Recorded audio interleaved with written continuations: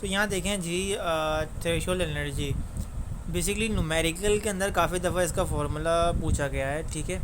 और कभी कभी तो ये पूरी ऐसी एज इट इज़ दे दिया जाता है, और मतलब कि पूछ लिया जाता है कि थ्रेशोल्ड एनर्जी का फार्मूला बताएं क्या होगा न्यूमेरिकल फार्मूला। तो ये आप याद रख लो, थ्रेशोल्ड एनर्जी अगर आपको मालूम करनी है, बेसिकली ये कौन सी एनर्जी होती है, ये वो एनर्जी होती है, ये मिनिमम एनर्जी होती है जो कि किसी भी रिएक्शन को स्टार्टअप के लिए यूज़ करनी होती है, ठीक है ना। कोई भी जैसे कि बिज़नेस है, अगर आपको फॉर एग्जांपल अगर आपको कोई बिज़नेस स्टार्ट करना है तो आप दैट्स में तो छोटे से छोटे लेवल से आप स्टार्ट करेंगे ना, जब जाके आहिस्ता आहिस्ता फिर आप बड़े लेवल पे आएंगे।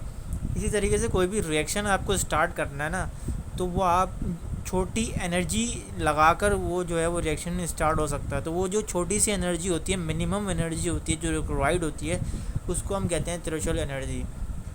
अब देखो यहाँ पर जो है वो इसका फार्मूला इसका बनता है internal energy plus activation energy. तो ये दो एनर्जी आपको एमसीक्यू के अंदर मौजूद आपको मिलेगी। तो इन दोनों एनर्जी के जो है वो क्या कहते हैं, जो वैल्यू आपको गिवन होगी, इनको दोनों को प्लस करेंगे तो ये थ्रेशोल्ड एनर्जी आ जाएगी इजीली, ठीक है। तो काफ़ी मतलब ये सिंपल है। अब बात करते हैं रेट ऑफ रिएक्शन की। सबसे इम्पोर्टेंट पॉइंट बताने लगा हूँ मैं, ये प्लस और माइनस क्या है। देखो, हमेशा रिएक्टेंट की वैल्यू माइनस में होती है और प्रोडक्ट की वैल्यू हमेशा पॉजिटिव में होती है। अब ये आपको नज़र आ रहा है रेट ऑफ रिएक्शन ना, और ये क्या चीज़ है मैं पहले बताता हूँ। देखो, बेसिकली पूछ लिया जाता है, वैल्यूज़ पूछ ली जाती हैं कि अगर रिएक्टेंट में ये वैल्यू आएगी तो बताएं। जैसे कि फॉर एग्जांपल एमसीक्यू के अंदर दे दिया जाए कि ए की जगह फला फला वैल्यू है, कोई भी वैल्यू है, तो इसकी वैल्यू बताएं आप पॉजिटिव में होगी या नेगेटिव में होगी। तो आपको याद रखना है कि रिएक्टेंट में हमेशा नेगेटिव में वैल्यूज़ आती हैं, और प्रोडक्ट, देखो ये प्रोडक्ट है और ये रिएक्टेंट है, ठीक है। शुरू में जितना भी कुछ होता है वो रिएक्टेंट कहलाता है, और ये जो बाद में बनता है उसको हम कहते हैं प्रोडक्ट। तो प्रोडक्ट कौन कौन सी वैल्यू आएगी हमेशा पॉजिटिव में, और रिएक्टेंट में नेगेटिव वैल्यू आएगी।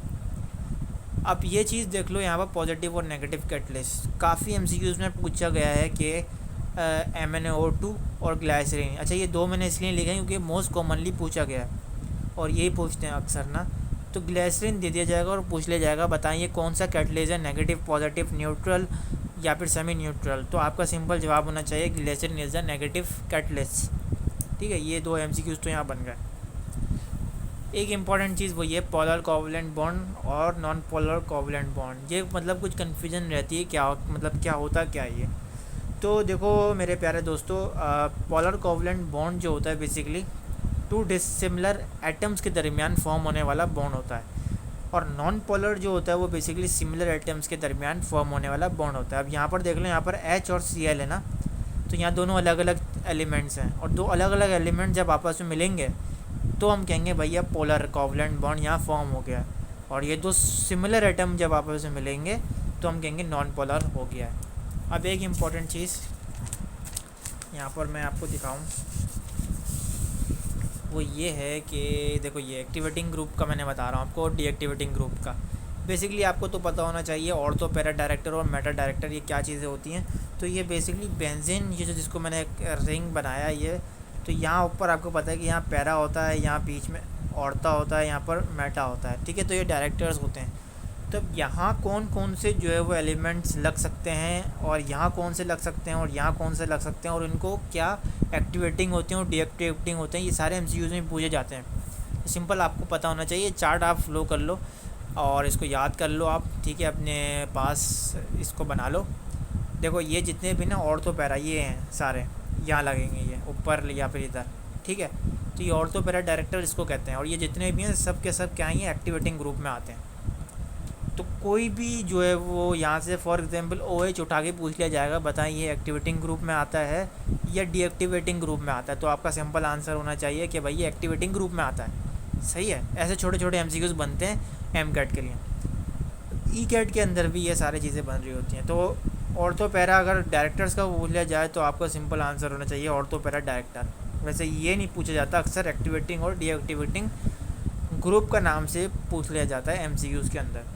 डीएक्टिवेटिंग का देख लो, हेलोजन्स है, हेलोजन्स के अंदर कौन कौन से एलिमेंट्स होते हैं आपको पता है, ये FCl Br और ये I, ठीक है ना। तो ये सारी चीज़ें एलिमेंट्स होते हैं।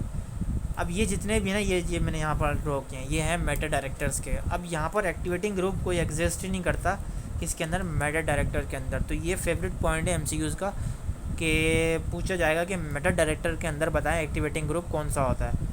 तो सिंपल 3 ऑप्शन जितने भी अनशन दिए हुए होंगे वो आपको टिक नहीं लगाना है। चौथा ऑप्शन दिया हुआ होगा नॉन ऑफ द अबव, ठीक है, नहीं नॉन ऑफ दिस, ठीक है, नॉन ऑफ दिस होगा तो आप सिंपल उसको टिक कर देंगे।